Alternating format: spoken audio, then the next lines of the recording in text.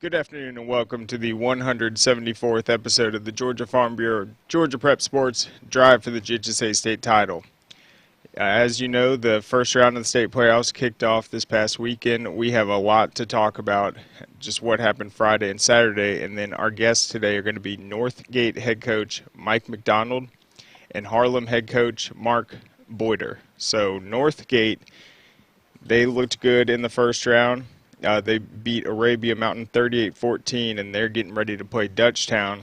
And then Harlem, they're having their best season ever, 35-0 win over Long County, and they're going to play Carver-Columbus, who also had a shutout in the first round, 39-0. So we're going to talk to them, kind of find out how they were able to come out of the first round on top. And then Najee's going to come on afterwards, and that's when we're going to break down the first round and then look ahead to the second round. But we're going to go ahead and get things started with Coach McDonald. Coach, how's it going? Nah, I'm doing good. How are y'all? Doing well. So let's talk a little bit about this season. It was a really tough non-region schedule. You guys battle through the region, and then just to get in the playoffs and get that first victory, what did that mean? Yeah, we improved greatly this year from the first game to the last, and just kind of got things got a lot of confidence and probably played our best football there late in the season, and felt good going into last week. Absolutely. Talk a little bit about the offense and just how you guys have kind of adapted throughout the season, kind of experimented with the two quarterback situation, and just kind of balance that out with the run No, game. I think we started out more as a zone option. I mean, really pulling the ball and pitching it some, and kind of played two quarterbacks there early first 3 or 4 games, and just kind of found ourselves, I think, after that, and surprisingly, the option stuff wasn't it. Now we'll still run it a little, but it was something we were kind of majoring in, and and that's kind of taking a back seat to other things. We're now more power and counter, and getting in some two-back stuff, and then I had a receiver, Tyon Williams, is really came on and playing well for us. So we're throwing the ball much better. And, so yeah, we've kind of changed a little bit. Like I said, we're not as much option now as we are just more traditional runs, a lot of duo, and like I said, power and counter, and complementing that with, quick throws and whatnot. So, we've really came a long ways there. And, it's just, we just felt better. We just weren't great at running the option. We thought we were going to be, and just didn't turn out kind of like we thought it would. So made some, corrections there, and just settled into what we're doing now. In what point of the season did you guys kind of adapt that new strategy? Did it happen It's just gradually? Yeah, probably game 5, game 5 or 6.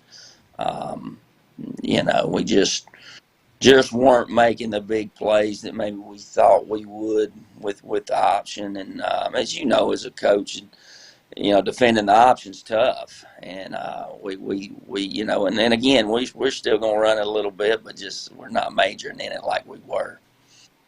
Absolutely. So I want to talk about your schedule, though. Played some really tough teams, Whitewater out the gates, Stars Mill.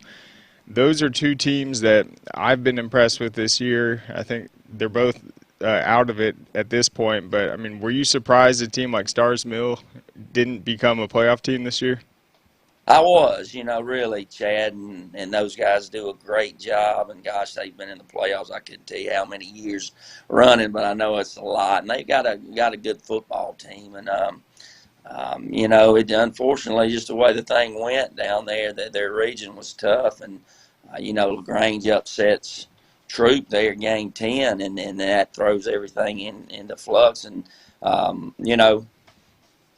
Stars Mill, they get left out of it, with that upset right there. So, yeah, they're a good team, good program, have been for a long time. Of course, Coach Yearwood started that program back many years ago, and they've always been very consistent. And Chad was on staff there and have continued it, and unique what they do on offense, and they're hard to stop. And in Whitewater, same thing. Wing T, very very good at it, and Whitewater's really really good on defense. A lot of high end players over there. Got a defensive tackle going to Arkansas, and linebacker going to Miami, one going to Georgia. So two good programs, but they're close to us, very close to us.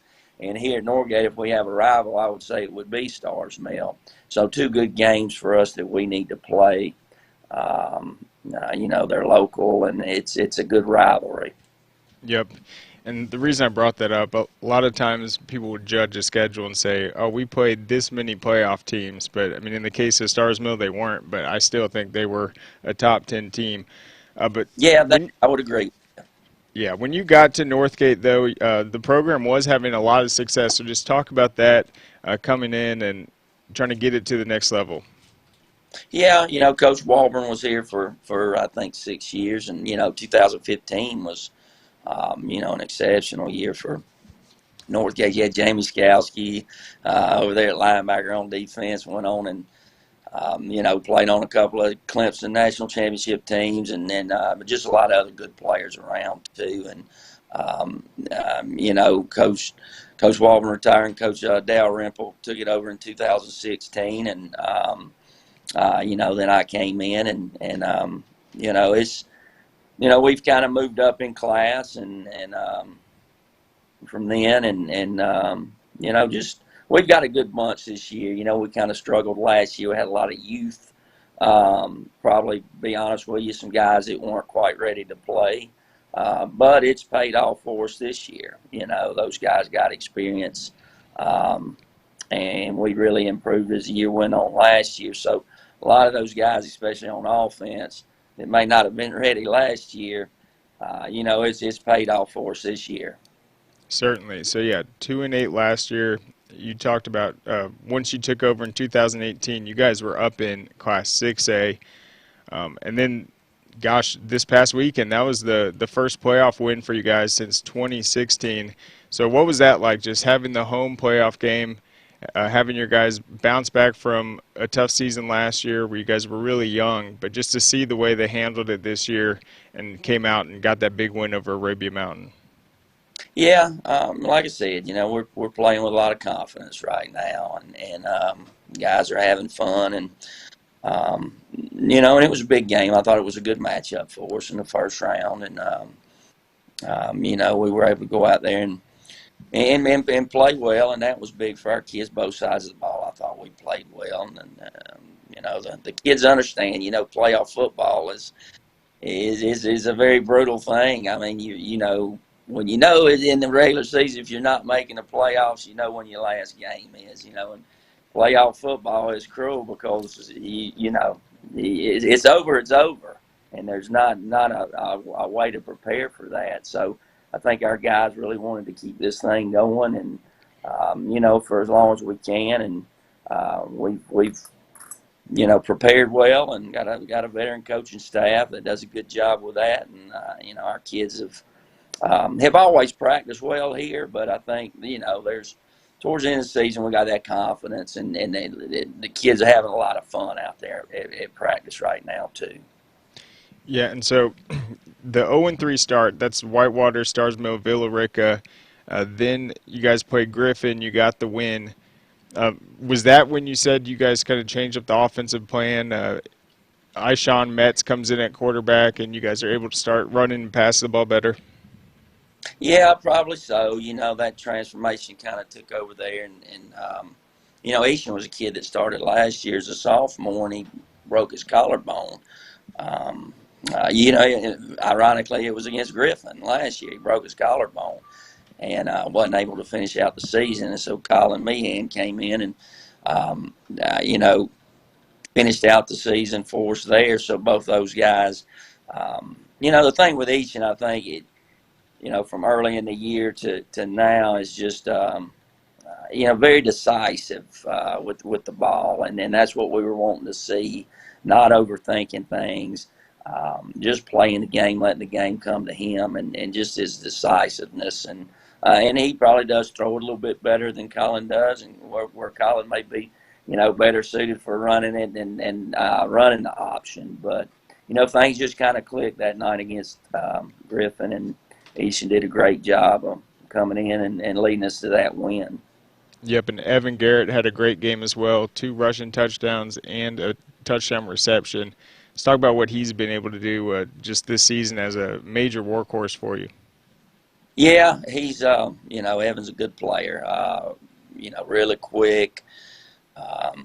He's gotten bigger, gotten stronger. He was a guy that had to play a lot as a sophomore last year. Again, may not have been ready for it, but it certainly has paid off this year. And catches the ball well out of the backfield and runs it up inside tough. And not the biggest kid, but he's tough and he's explosive. And we usually good things happen when we get the ball in his hands.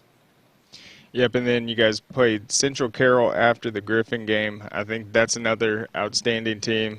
They give everyone they play trouble, great running offense, and then veterans to close it out. So you guys are 1-5 at this point. You guys played that tough non-region schedule. Just talk about what you guys were thinking your chances were heading into the Region 3. Well, we knew that, we knew we were in a good spot. Our kids never panicked. We competed every game. That 1-5 could have been, 4-2. I mean, we were in every game we played. Our competitive spirit, never waned, and then the coaches kept coming in and working hard, and the kids kept coming in and working hard, and we were practicing well. So, we felt good about it. Felt good that we had played good teams, and that's what we sold our kids on. And and that proved to be true. It got us ready for our region, and we were able to start the region with a big win over McIntosh, and then end it there with a big win over Drew, and Harris County in there, and so it really got us ready for that region, and I think our kids knew that, and I know they knew that, and again though, I give our kids credit. They never blinked. We just kept coming in and going to work, and we got better and better. We improved greatly throughout the year, and they knew that, and they had seen that, and they felt that, and it's a good feeling as a coach to know, hey, we're battling every day. Even though we started 0-3, we may be 1-5, but they're coming in and going to work, and we felt good about it when we started the region. Absolutely. And then what did you think of Northside Columbus this year? They're obviously having a historic season, 10-1 at this point. You guys had a really close football game with them, but I mean, how did that prepare? Just that 4-quarter game. They have a running back at Northside Columbus, and I know Coach Orpeza down there pretty well, and I told him, man, that guy he's Malachi Hosley's his name, yep. And man, he is something else. He for 2 years now, I mean, we sent everybody at him. We slanted to him, angled to him, got a lot of guys around him, and they hit us with a screen pass to him, and it was 3rd and 23, I think, and we missed 5 tackles on him, and he breaks it, and scores a touchdown. But you talking about an unbelievable player. But Coach and them have done a good job with those kids down there, and they play really hard defensively. They get after it, physical, and it was a great game. We had a chance to really probably go up 21 to nothing there early, and instead we ended up having to kick a couple of field goals, and turned around and that kind of called us there, and we, instead of finishing drives off in the red zone, we were kicking field goals. Give Coach and Northside Columbus, because they made it hard on us down there, and could have been a different game, but yeah, they've done a good job. They've got a good team, senior bunch. Those kids were sophomores 2 years ago and came up here, and we whipped them pretty good. But you knew they were going, to be good in 2 years, because they were starting a lot of sophomores. So they've got a good team, and Really, really impressed with with Malachi. He's I know he doesn't have a lot of offers. I think a few schools, bigger schools, have offered, but kind of surprised there because he's one of the top guys in the state. I can tell you that. Absolutely, yeah. He's a Northside legend at this point. He's having an outstanding season. But I want to talk about this next matchup real quick. I mean, what have you seen out of Dutchtown? I think they're kind of representative of this wide open Class 5A this year, a team that, I mean, is outstanding. They've been battle tested and definitely going to be a test for you guys. Yeah, well, the first thing is that jumps off at you is their size, of course, but to me, it's more their speed. They're really, really fast, and they're able to roll a lot of running backs, a lot of skill kids, defensive linemen. They're rolling a bunch of guys. Like I said, speed. And I think the next thing is physicality. They they know what to do with those shoulder pads and those helmets, and they're very, very physical, and just a great. Yeah, I think they're giving up 7 points a game. So one of the top defenses in the state of Georgia, I think, regardless of class. If you look at them, and it reminds me of an old Lovejoy back when Al Hughes had that thing rolling there back 10, 15 years ago. They're kind of carved. They kind of butt up right there to Clayton County where Lovejoy's at, and so. That's what it kind of reminds me of is old Lovejoy team when Coach Hughes was there, and just really a lot of great players, and of course Will Anderson from Alabama played there, and but yeah, they've got an outstanding team. Coach Battles came over from Mays, and he's done a good job. We were in the region with them a few years ago here, so. We've played his teams, and it wasn't at Dutchtown, but he was at Mays, and Coach does a great job with his kids. Yep, so they've had a really good season. I think that'll be a great matchup for you guys, though, and this is the way it draws. But last question, I want to talk just about Northgate's athletics. We've been covering all the fall sports, and it just seems like you guys have a really good culture there and are just excelling across the board. Yeah, our athletic director, Brian Hicks, is second year being AD here, is doing a good job. And, softball at Northgate's always been really, really, really good, really strong. And, again, they had a great season, finishing third, I believe, down in Columbus. Cheerleading here, we've won, gosh, I don't know how many state championships. It's multiple. A lot of cheerleading state championships. This Saturday night, they finished third in the state in 5A. So, yeah, a lot of good things going on. Our basketball programs are on the up, and, just a lot of good coaches here and a lot of good people, a lot of community support. And, like I said, Coach Hicks has done a good job. Our principal, Miss Ashley Wilkes, she's very supportive of athletics and understands the importance to it and what it means to your school, and it's just a good place to be. Absolutely. Well, Coach McDonald, thank you so much for coming on. Best of luck this week. Congrats on the playoff win and just kind of breaking that streak and getting to the second round. That's really exciting. Thank you. You bet. All right, go Vikings. All right, so there you have it, Coach McDonald. They've got a big test ahead of them with Dutchtown, a team that beat Warner Robins this year. But there's some other big matchups in 5A that we're going to get into after this, including also in their quadrant, Mays is going to play Cass. Cass with the big win over Jefferson this past week. So anything can happen. It's the playoffs.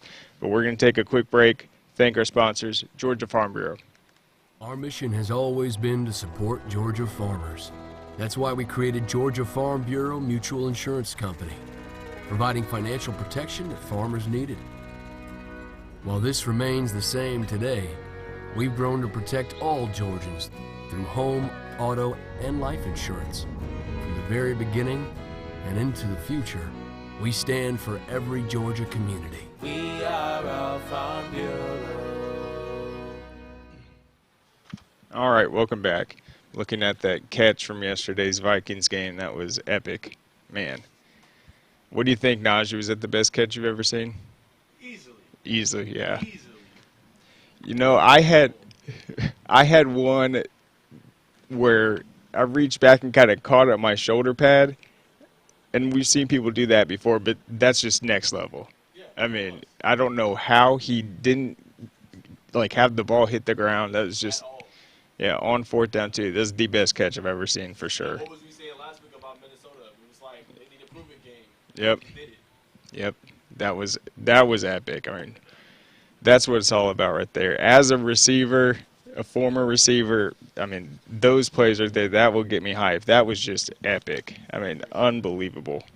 That is why you pay to see the game right there. But yeah, we're going to go on to our next guest. Harlem, they're having their best season ever. And let's see, in 3A, they're going to have a matchup with Carver-Columbus. That'll be a really intriguing one. But we'll kind of see what they've been able to accomplish this season over at Harlem.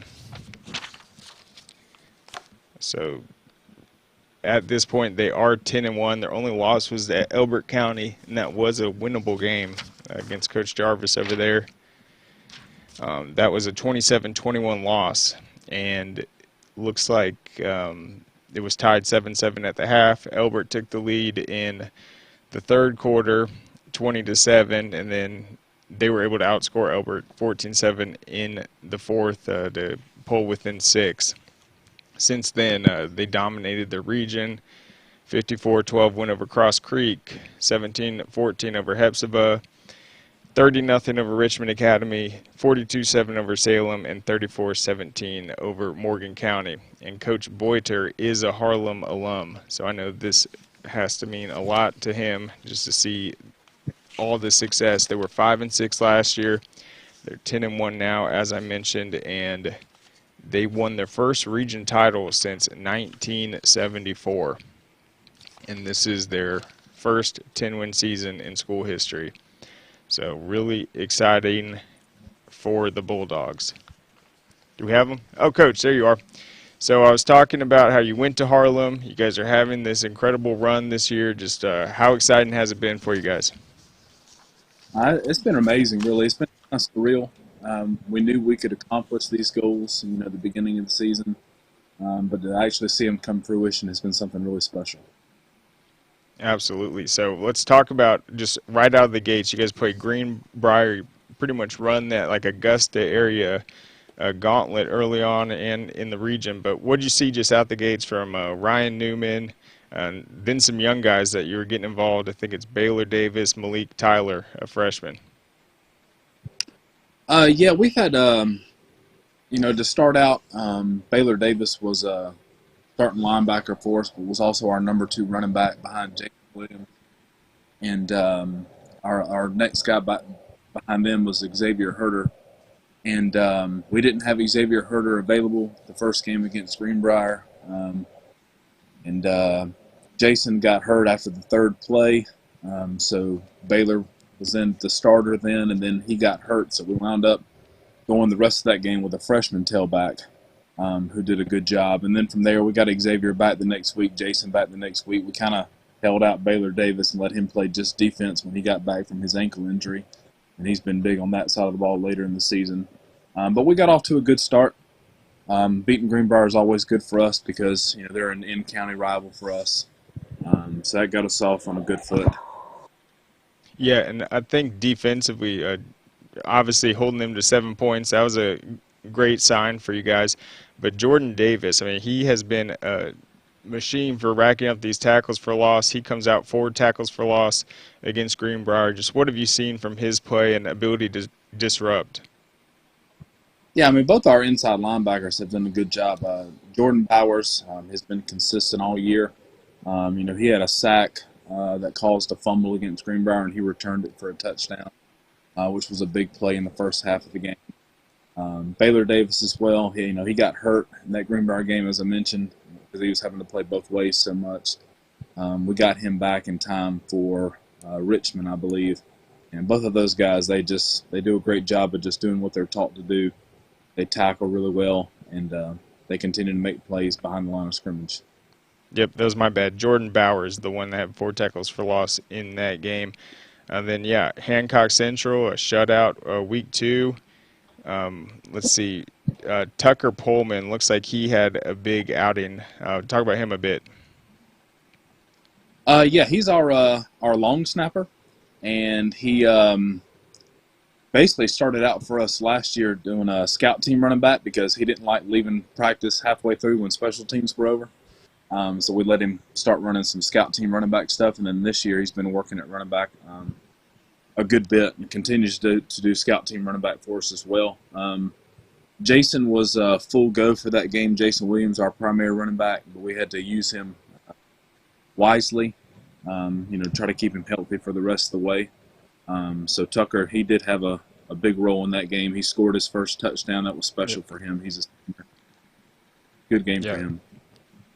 So, yeah, Tucker comes in kind of in that relief role, 4 carries, 20 yards, a touchdown. Jason had a big game as well, 18, 158, 3 touchdowns. And then same thing. What did you see in the Elbert County game, though? The only loss this season and clearly a game that you guys felt you could have won. Yeah, we could have. I mean, we got the ball to start the game. We drove the field. We scored, took some time off the clock. We were up 7-0, feeling pretty good. After that, we struggled to move the ball. We struggled to run the ball. We had some early season type mistakes that I didn't like to see in the first half with some guys running the wrong routes and things like that. That kind of hurt us early too. In addition to them just being so solid up front and stopping the run. We did put ourselves in a position in the second half to give ourselves a chance to win. We had 3rd and goal from the 4 with just under 4 minutes left. We were down 27-21, and Jason walks into the end zone to take the lead, but it was called back for a procedural penalty. So that put us at 3rd and goal from the 9, and we threw an interception. And then defense got the ball back for us one more time with about 1:20 left, but we couldn't convert. So it was a good game. Elbert's got a good team. They're still in the playoffs in their division. They played Raven County tough as well. It was a good game. It was a good environment for our guys too. I think going up there and playing on the road in the Granite Bowl was special. And we gave our guys a chance to play in a hostile environment, which I think paid off for us once we got region play. Absolutely. And then you play Midland Valley from South Carolina and then Aquinas. So 2 more really solid opponents to prepare you. Just talk a little bit about those games, 2 kind of close competitive ones to really prepare you. Yeah, I think, coming off the Elbert County loss, we were back at home for Midland Valley, and that was really circled on our calendar as being a must-win game. We felt like we could get back on track. And again, defense played great.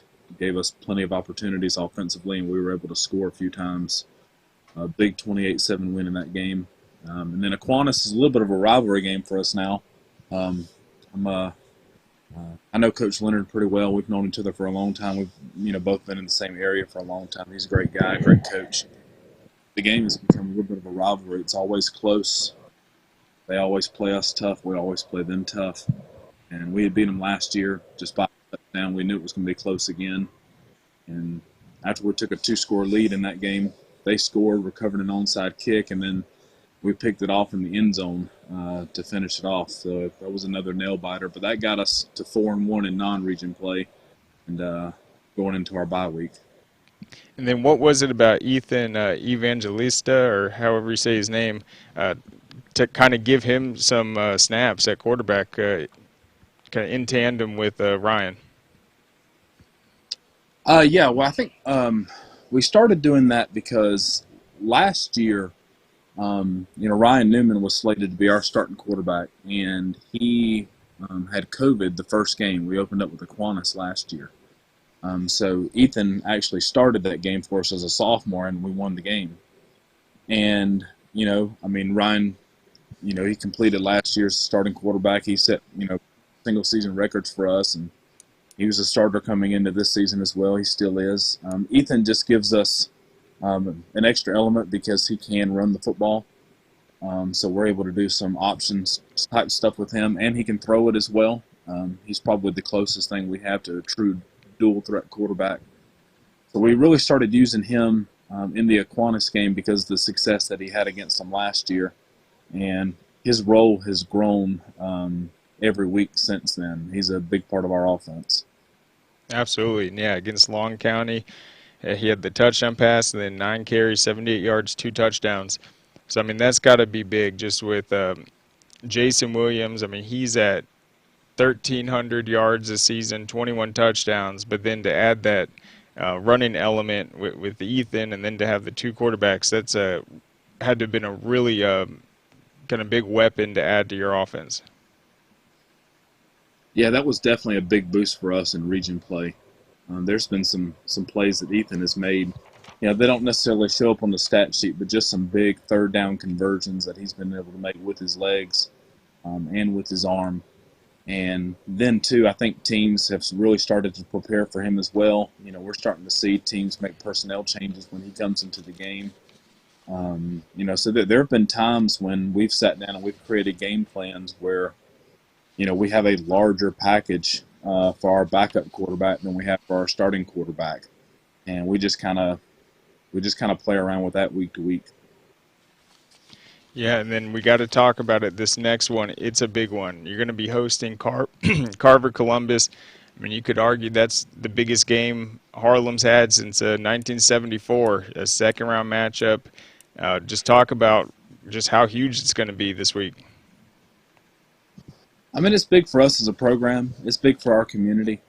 We had a large crowd here on Saturday night for the home playoff game. That was just the second time we've ever hosted a home playoff game.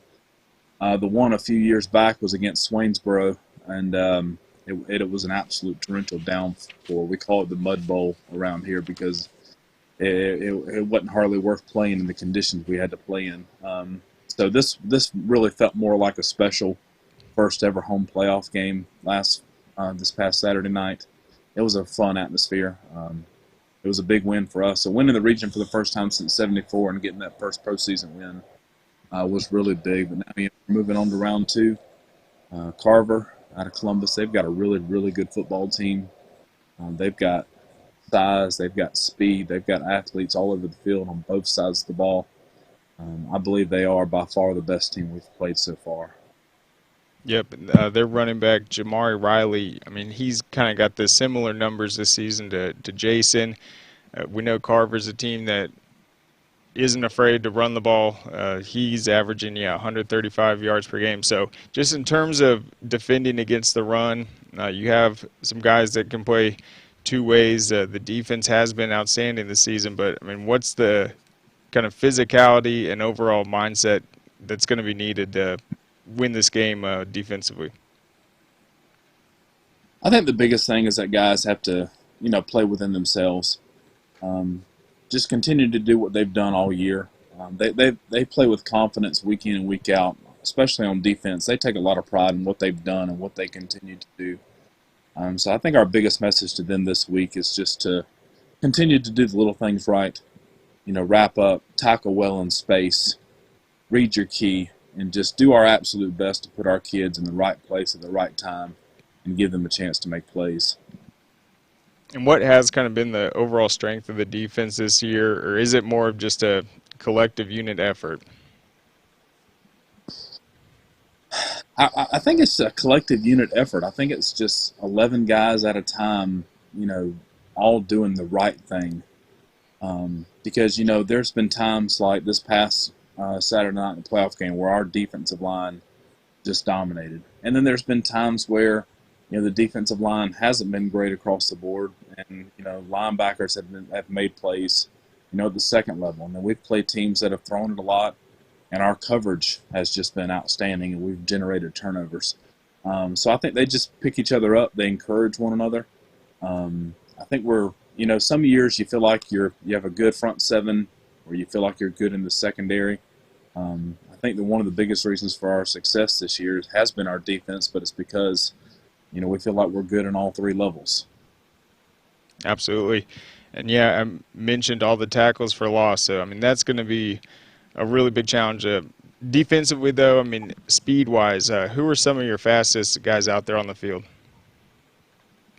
Number 16, Jonathan Howard, plays corner and receiver for us. He's had a big senior season. He had a big season last year as well. He's been a starter for us on defense since he was a sophomore. So he brings a lot of experience as well. He's got good speed. Jordan Bowers, Baylor Davis, our two inside linebackers, have really, really good speed as well. I would say above average speed for inside linebackers. I think if they played, for other teams that, might have more size than us, they would probably be, outside linebacker, strong safety guys. But for us, they play inside, so their speed in that area helps. I think we've got good speed up front, too. Number 74, Matthew Williams, who's a big kid. I mean, he's 6'3", almost 6'4", 290 pounds, and he runs close to a 5 flat 40. So he can run very well. He plays both ways for us, too. We've got speed in the right spots. Yeah, for sure.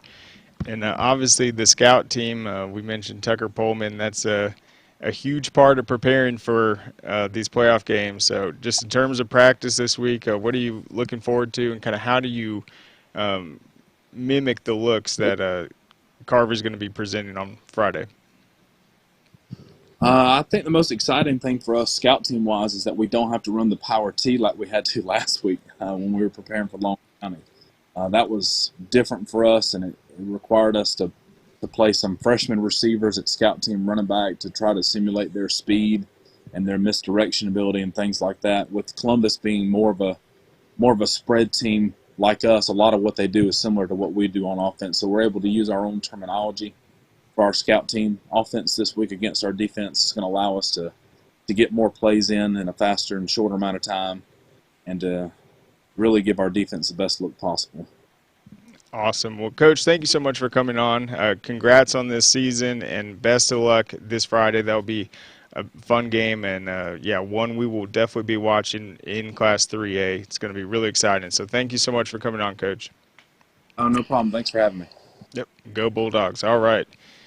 So there you have it. Big matchup against Carver-Columbus, a team that has been in the playoffs year in and year out, and Harlem kind of making noise for the first time since 1974. But, yeah, they've got some exciting pieces, and we've seen Ethan step into the quarterback role, give them that dual threat, and then you can't deny the numbers of Jason Williams at running back. 180 carries, 1,341 yards, and 21 touchdowns. So he's been outstanding every single week. They're definitely going to feed him the football, and we'll see how that Carver defense can try to slow them down, and also, as he mentioned, the spread and then the ability to run out of it with Jamari Riley, one of the top rushers in Class 3A. But we're going to get into our playoff conversation after we take one more quick break and thank our sponsors, Georgia Farm Bureau. Our mission has always been to support Georgia farmers. That's why we created Georgia Farm Bureau Mutual Insurance Company, providing financial protection that farmers needed. While this remains the same today, we've grown to protect all Georgians through home, auto, and life insurance. From the very beginning and into the future, we stand for every Georgia community. We are a Farm Bureau. All right, welcome back. So we are going to recap what happened on Friday and Saturday, and also look ahead to the biggest matchups in round 2. So I'm going to get started before we bring Najee on, just talking about Class A Division 2. Really no upsets in that classification of note. Wilcox County, they had a big win, 35-26 over Montgomery County, one of the most competitive first-round games we saw. Wilcox trailed 26-23 late in the third, but Deshaun Lawson had an outstanding game. He had 200 yards rushing, 3 touchdowns, and really helped propel them in the second half. Bowden, they're currently ranked number 1. They beat Aquinas 42-14. Jordan Beasley had 3 touchdowns. Dylan Akins had 2 touchdowns, and Robert McNeil also had a touchdown. So they just really dominated on the ground. So who are they going to play? Bowden's going to play Manchester next. Wilcox County is going to play Lanier County. Another big matchup will be Clinched County at McIntosh County Academy, and then Lincoln County, they advanced on a bye, and so they will kind of open the playoffs next week against Wilkinson County. They beat Macon County 13-7.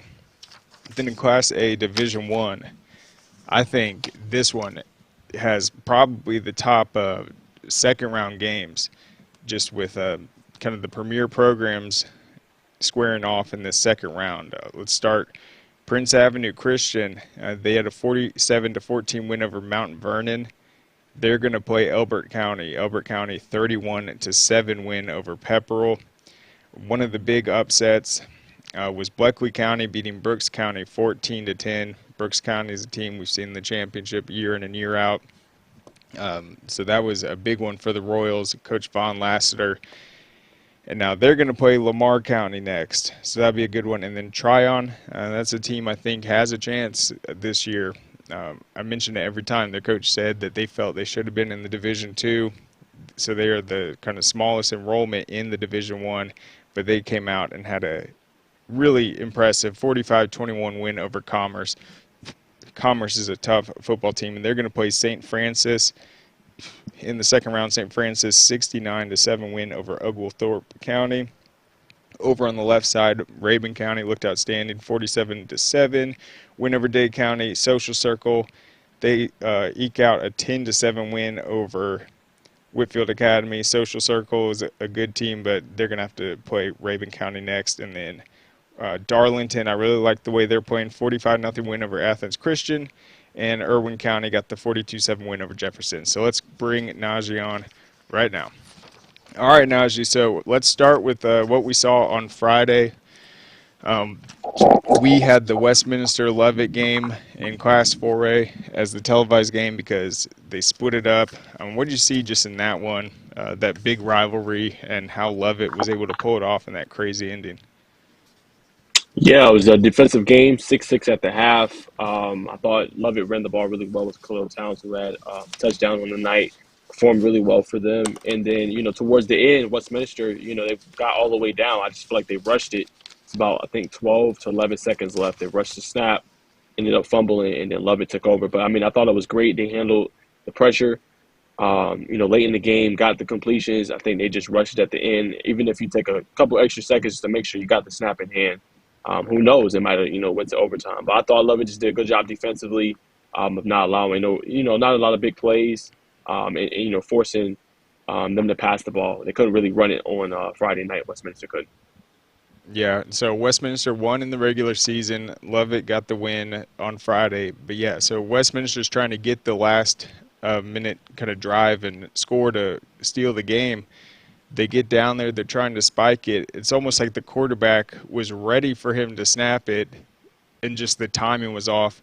He fumbles it, and it's like they couldn't believe it, and just like an abrupt ending like that. So I know that's a big win for Leavitt. That's a huge momentum boost when you beat your rival like that.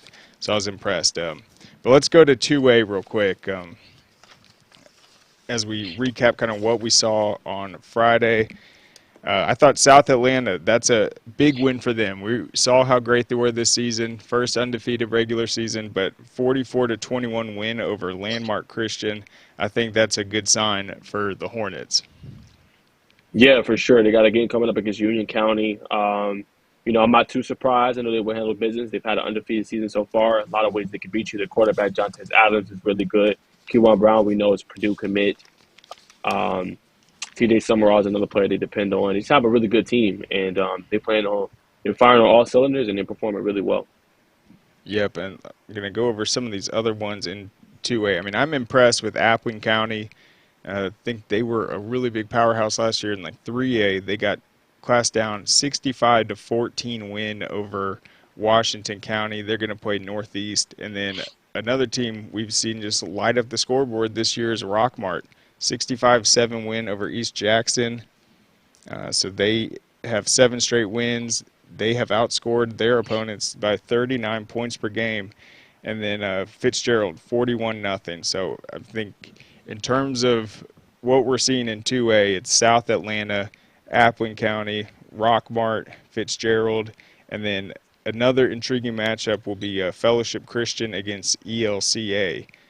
So lots to look forward to in that. But did anything else stick out to you in Class 2A?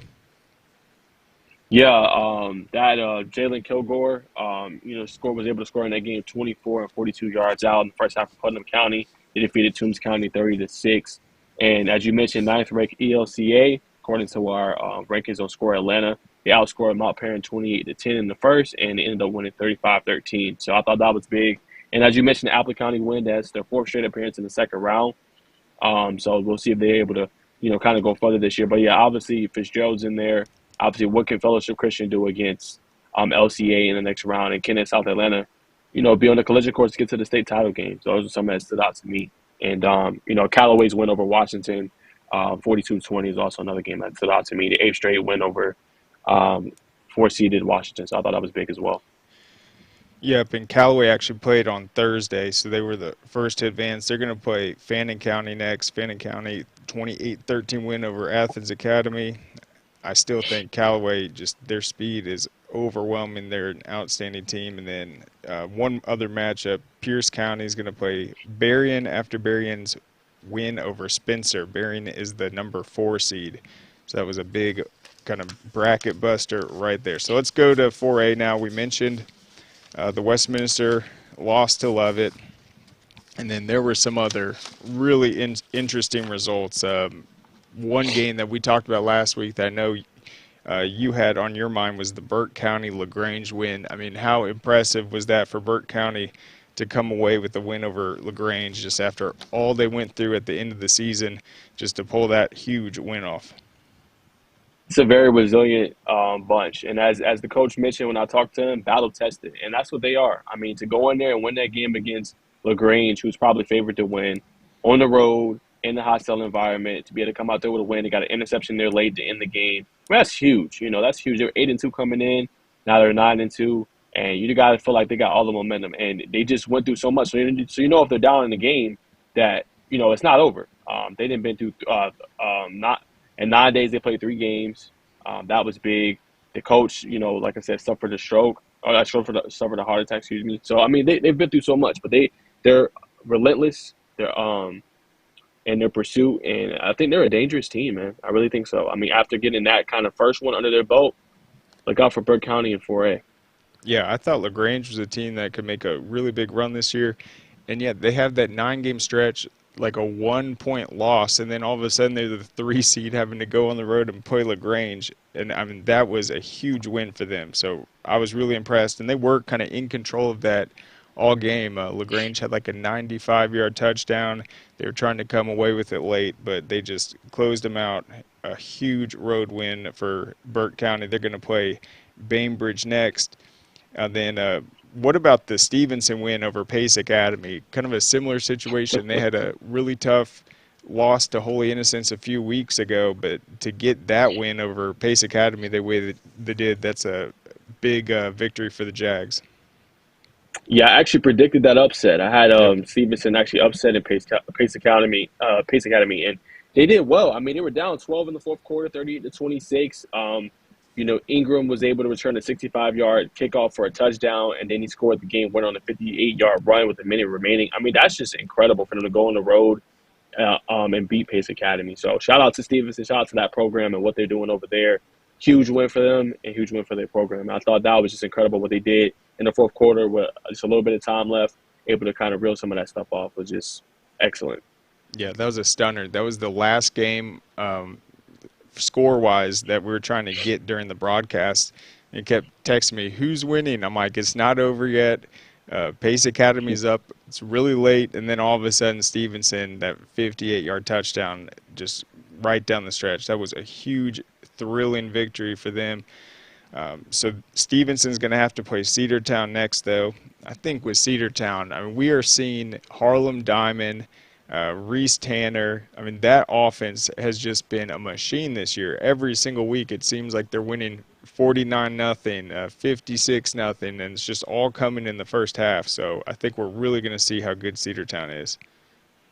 Yeah, Cedartown ain't playing no games. They're coming for it, and that's a team that I think is going to be there when it's said and done, contending and competing for a title. Harlem Diamond also just squatted. I saw on Twitter, just squatted 500 pounds and shouted out Jeez. Nick Chubb in the process. So I mean, that's a team that wants it. That's a team that's hungry. So I mean, Cedartown not about to play no games. So they're gonna be there. They were up 42-0 at halftime. Reese Tanner threw a 40-yard touchdown. Diamond's just been having a phenomenal season. I mean, just look out. This is a team that's gonna be there. That is so funny you brought that up. I was going to say, like, Cedartown, we know they're going to be good. It's like in the off season, you have Nick Chubb squatting 700 pounds. Everyone's hyped up about it. And then, yeah, for Harlan Diamond, God, if he's squatting 500 pounds and he's just such a threat catching the ball, running the ball, I mean, good grief, they are a tough team. I mean, squatting's not fun, people. Squatting 500 pounds is not fun, especially No. during the season. So that's really exciting. They've been so dominant. And speaking of that, though, North Oconee, they also are cruising 49-6 win over Sonoraville. I think Sonoraville might have scored first, and then that evaporated real quick. They're going to be playing Lovett. Wayne County, impressive win over Trinity Christian, and then they're going to play Perry, who also looks outstanding. I thought Troop, though, I was expecting them to come out, get a bigger victory, but it looks like New Hampstead gave them a really tough football game. Yeah, they were not backing down. I actually covered that game. They were up 23-14 at half. We thought, okay, Troop was going to go in here and put their foot on the gas pedal and be, relentless in a victory. But no, I mean, they came right back. They tied the game at 29 after having a touchdown, 2-point conversion. But really the kind of thing that swung the momentum into their corner was that 65-yard screen pass to Singfield. It was late in the third quarter going into the fourth. I think that really gave Troop County a lot of momentum. But New Hampstead came in, even despite them being the underdog and really battled and fought all the way up to the end. Yeah, and then one more note, we cannot count out Benedictine, the defending champs. I think their 34-10 win over Whitewater, that says a lot. Whitewater's a really good football team. They just came out, played a great game. And then I think one of the intriguing matchups I'm looking forward to, Central Carroll and Holy Innocents next week. Holy Innocents runs that triple option. They've been an unstoppable machine, and then we're talking to Coach just about how good Central Carroll is, and they had that 35-7 win over Madison County. But let's go up to 2A real quick. Start at that kind of top left quadrant of the bracket. Allatoona, I was shocked that they were able to beat Douglas County 24-0 and shut them out. I mean, what happened in that game? Where did Allatoona come from late in the season? They look really good, and they're kind of sneaking up on all of us. Yeah, that was unexpected. I thought Douglas County was going to come in there and get the victory, so that stunned me. Just a dominant showing. They led 17-0 at halftime, 2 rushing touchdowns. They controlled the game. They controlled the clock.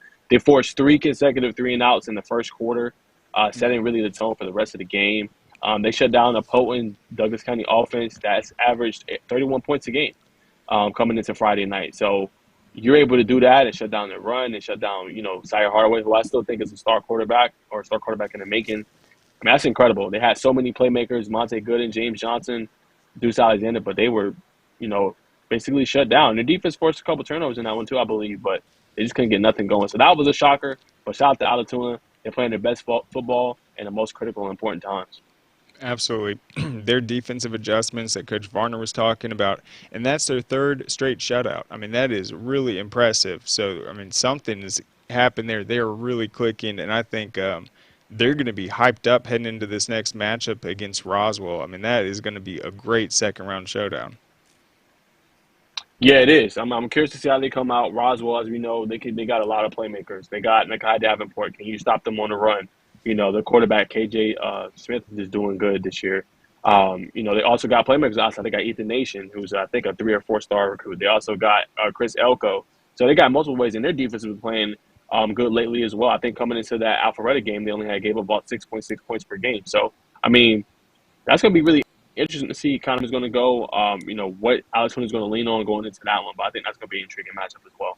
Yep, and then up in that upper left, it's also going to be St. Pius playing Thomas County Central. We know Thomas County Central, undefeated, has had quite a season. They were a 49-10 winner over Evans. In this bottom left, South Paulding beat Sequoia. Gainesville continues to lighten up the scoreboard, 51-21 win over Sprayberry. I was really impressed at North Atlanta, that huge playoff win. First time in school history. Jasper Jewell was there to see it. That's exciting. 30-17 win at Lovejoy. And then Houston County beaten Brunswick 29-28. That was a really exciting result. So I think that side of the bracket is pretty wide open right now. But, I mean, Houston County clearly kind of that favorite considered in that bottom left. Yeah, for sure. Their win against Brunswick. Brunswick was undefeated, 10-0. Antoine Hill, their sophomore, had a great game, in that one. And I just thought, for them to win that game was huge. Houston County is one of those teams you can't sleep on. They did a lot in that game, and for them to kind of come back and win, I think this says a lot of what they're able to do. And I think that South Paulding Gainesville game is going to be really good. I'm actually predicting the upset. I'm going to go ahead and say it now. I think South Paulding is going to come on the road. I think they're going to kind of shock Gainesville a little bit. I think they're going to run the ball well with Jamarion Wilcox, and I think they're going to be a team that's going to be able to upset Gainesville on the road. I believe in what they're doing over there. They're playing some pretty good football, and I think that's going to be a really intriguing game. But, yeah, like you said, that 5A in that bracket is really interesting and really wide open. For sure. That will be an interesting game. And, yeah, I think Gainesville has been outstanding, but, I mean, the game we saw against North Forsyth, I think they are beatable. So if South Paulding can come in and run the ball, and as you said, kind of stun them early, I think they can seize that one. We're going to have Lee County against Woodward Academy up in the top right of the bracket. Woodward has been really good this year. I would not be surprised they give Lee County a ball game. North Forsyth had a dramatic win over BT, but they're going to have to play Hughes. So that's the big one right there. No one wants to play Hughes in Class 6A this year. Yeah, that's going to be tough, especially they're going to be on the road playing in Langston Hughes, a team, like I said, we've always said, a lot of talent on that team. They are well coached. They don't turn over the ball a lot. So that's going to be a tough game for North Forsyth. Glad they were able to get that win at home against Blessed Trinity. Kind of a back-and-forth affair in that one, but they're going to have to lean on their ground game a little bit. Wes Roberts is going to have an outstanding game at the quarterback position. We've seen him in our last game when they played Gainesville, throw for 3 touchdowns. They can get the ball to Logan Curry. And, some of their playmakers on the outside, they could have a chance. But if you go down early 21-0 or 14-0, I mean, it's going to be tough for you to come back. That's a team that's built to play with a lead or even come back. So that's going to be tough. But can it be doable? Yeah, but they're going to have to come out early, find with some momentum, and jump out to the lead in order to have a chance, I think.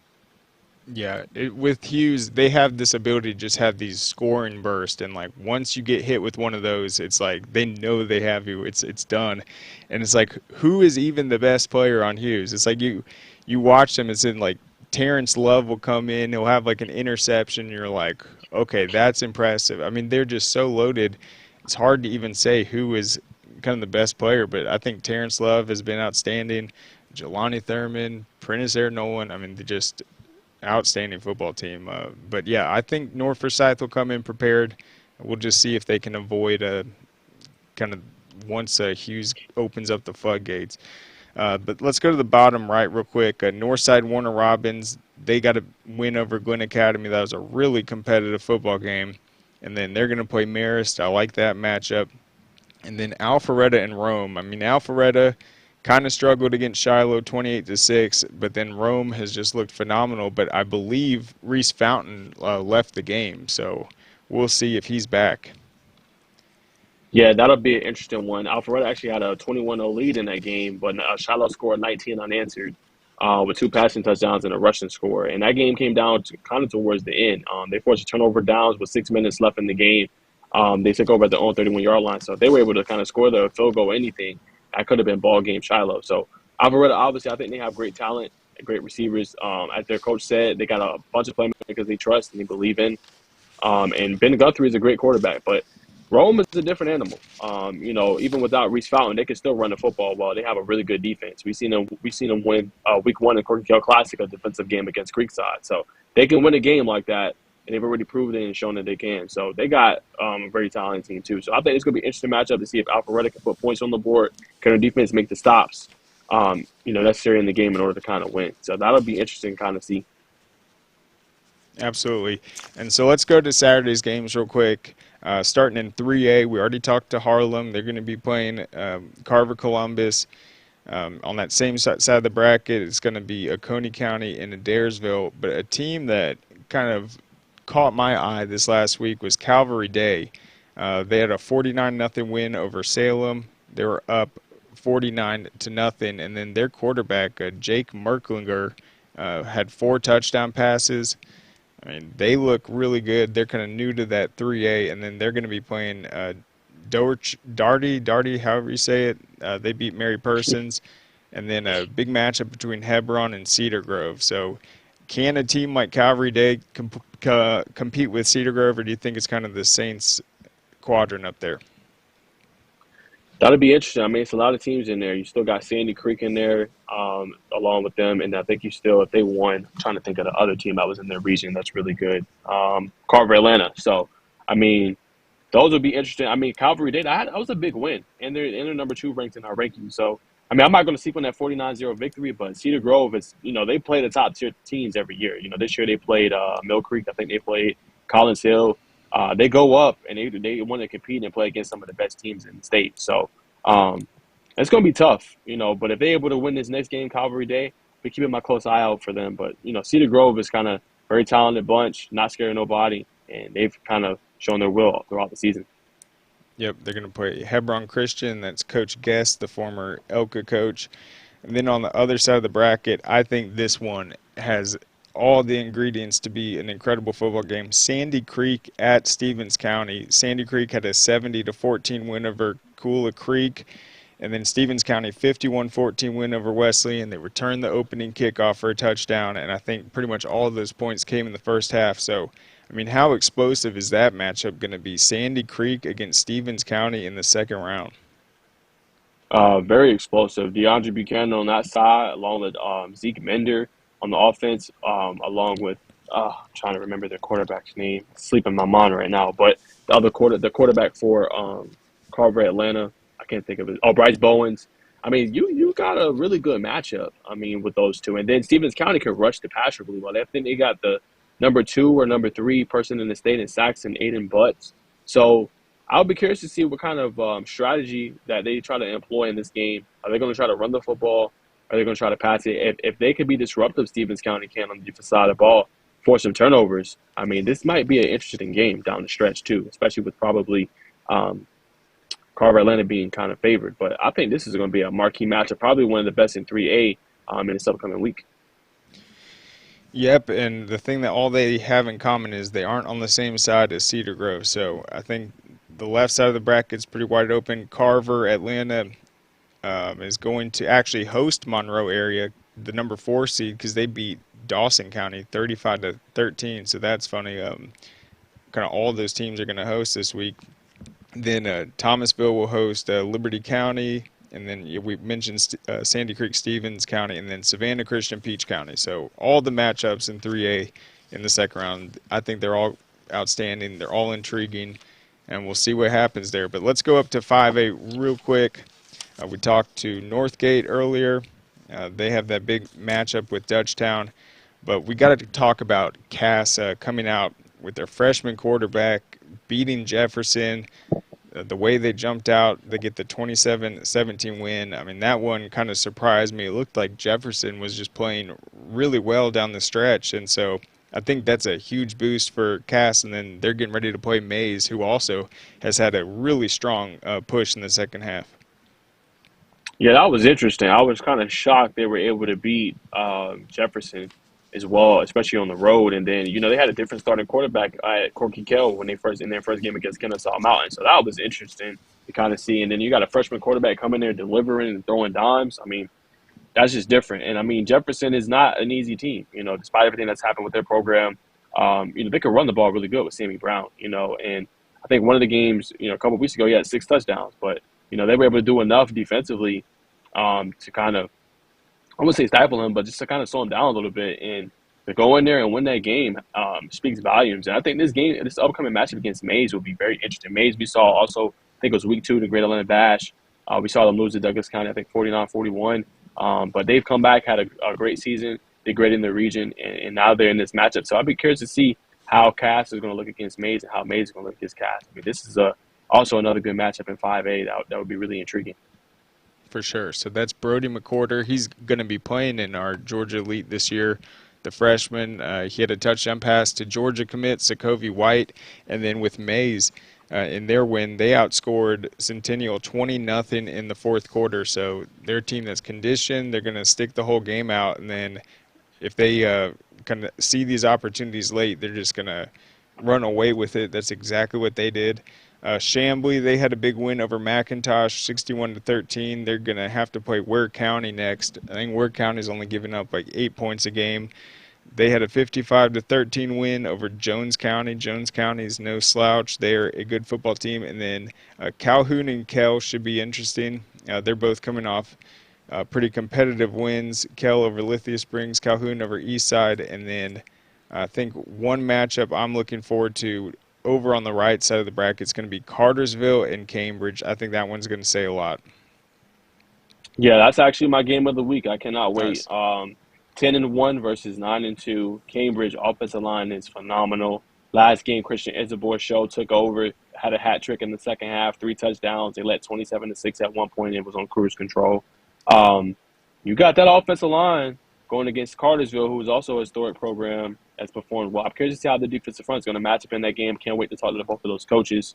And then they also got playmakers on the outside as well for Cambridge. So they got a lot of weapons, and they can beat you running it. They can beat you throwing it. And, for Cartersville, their quarterback has performed really well. Malachi Jeffries, their running back, is having a great senior season. So that's going to be another intriguing matchup. I can't wait to break that down, talk to both coaches, and learn more about both of their teams. But we've seen both of them. Well, we've seen Cambridge this year. We haven't seen Cartersville this year on TV. But curious to see how that game's going to turn out, and can't wait to kind of preview that game. That's going to be really good. Yeah, Christian Isabor, an outstanding athlete. He's been healthy this season, and then I think that's such a key point you always make about they're a team that wants to run the ball. And if they're running the ball like they can, it's like they're taking the other team out of it. They're controlling the pace, and then they have all these other weapons. I think they can definitely give Cartersville a tough matchup, if not pull away with the victory. But let's go up to 7A.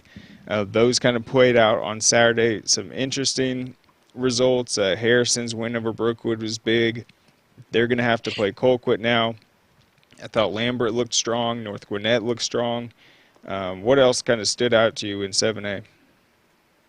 That North Cobb game against Denmark. I mean, Denmark had a lot of one-score losses, but for them down 3-0 to score 42 consecutive points was insane. And they did it with their defense and their running game. Now, their defense, only 5 points in the past 2 games. They forced 2 turnovers in that game, a fumble and an interception.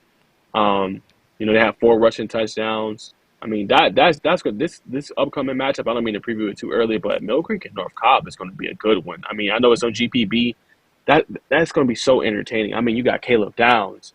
You got Hayden Clark. You got Cam Robinson. You got Mikael Wood. You got Brendan Jenkins. Then on the other side, you got North Cobb. You got Grimstead, who's come in and played well as a sophomore. You got David Medinga. I mean, you got so many storylines in this game. And it sucks because both of these teams who are great are playing each other so early that one of them are going to knock each other out and, in the run for one of those teams. So, I mean, this is just going to be a great game. I think it's going to be back and forth. I think you're going to see both teams trying to throw knockout punches. It's going to be an incredible game. Another thing that stood out to me was the Parkview's win over North Paulding. I didn't think that was going to be easy. They were up 34-14 at one point. Colin Hook put them up with a touchdown pass to Bryce Colson. But I thought, Kyer Spain had a touchdown in the game as well. North Paulding tried to make a fight of it late, but I thought Parkview did just enough to win. I think they got a matchup. I'm trying to remember who they play. They play Westlake. So that's going to actually be an interesting matchup too. I mean, Westlake went in there, handled business against Valdosta. The team kind of sputtered towards the end. So I'm curious to see how they're going to look and match up against Westlake. Westlake is no slouch. That's a good team. But lately they've been beating good teams. They beat North Paulding, I thought was a good team, and they beat Grayson on the road. So what it's about in the playoffs, playing your best football when it matters. And they've been doing that. And I think another one that stands out to me, Carrollton. I think Carrollton's going to play you have to remind me, Craig, of who they have. Marietta. I can't think off the top of my head. That one will be interesting as well. I think, Carrollton will win that one, but them against Marietta will be kind of intriguing. How will Marietta match up? Can they slow down some of their playmakers? Caleb Odom, can Bryce Hicks have another good game? Can their freshman Jordan Lewis continue to perform at a phenomenal level? That'll be interesting. And then the other game, Norcross and Milton. That's going to be another good game as well. I mean, Norcross got all their playmakers, Zion Taylor, Nakai Poole, AJ Watkins. Can they step up? Can they win that game on the road? I mean, Milton, look where they come from. They won 28-14. They're having a phenomenal season. Everybody counted them out. 5 straight region titles, 29 straight victories in the region, and look where they are now. They're performing well. Luke Nickel had a big game against Cherokee. Scott Maskowitz ran phenomenally, 167 yards rushing and a 16-yard touchdown. I mean, you look at that matchup, that's going to be a really good game. And then I thought the other game that stood out to me, too, was Grayson. Grayson won 30-3. In that game, they only had 2 offensive touchdowns. One was to Caden High, a 53-yard strike from Jeff Davis. They scored a special teams blocked punt that resulted in a safety.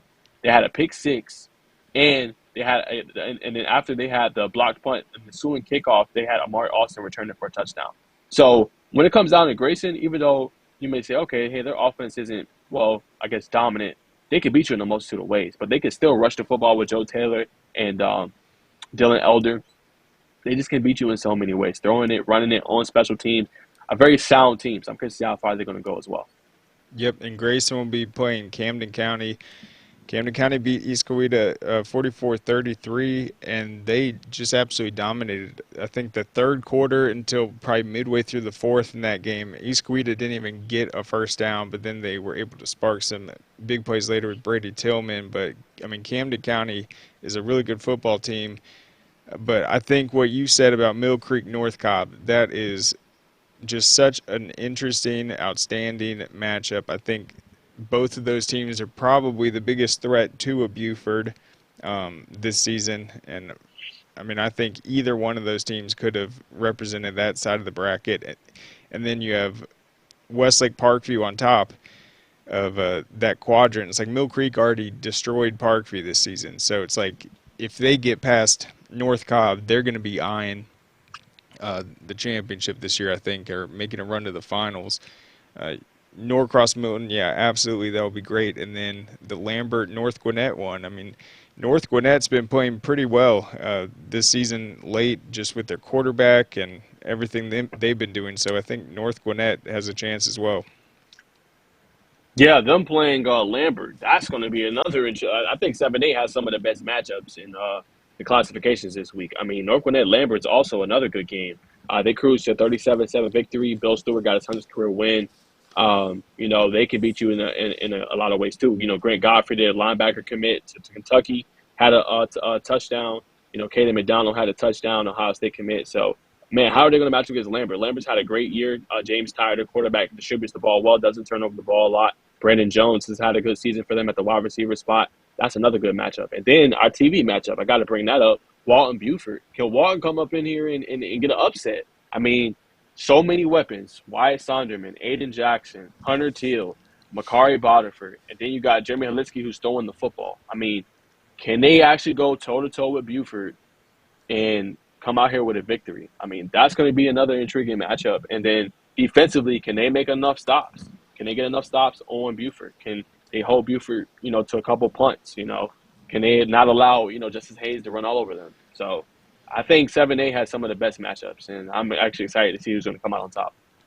Yeah, if I'm Walton, I want to receive the football in that game and try to get something going offensively. I wrote the Buford Peachtree Ridge recap this past week, 63-7 win.